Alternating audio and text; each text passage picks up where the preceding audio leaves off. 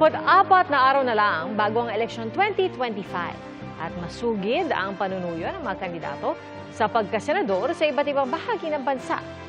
Saksi si Ian Cruz.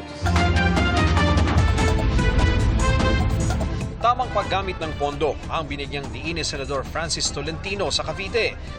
Sa Quezon, tinukoy ni Benhar Abalos ang pag-aalaga sa kabataan.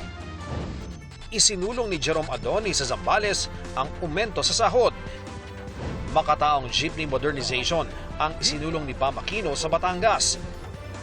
Sa Metro Manila nag-ikot ang motorcade ni Senador Bong Revilla. Sa Cebu, tinalakay ni Senador Bato de la Rosa ang paglaban sa iligal na droga. Sa Maynila, nagsilbing speaker sa pulong ng mga lokal na opisyal si Senador Bongo. Sa Cavite, maayos sa seguridad at digitalization ang isinulong ni Gringo Onasan, habang paglaban naman sa korupsyon ang binigyang diin ni Ariel Quirubin. Issue sa minimum wage ang binigyang tuon ni Senadora Amy Marcos. Patuloy naming sinusundan ang kampanya ng mga tumatakbong senador sa eleksyon 2025. Para sa GMA Integrated News, Ian Cruz ang inyong saksi. Mga kapuso, maging una sa saksi. Mag-subscribe sa GMA Integrated News sa YouTube para sa iba't ibang balita.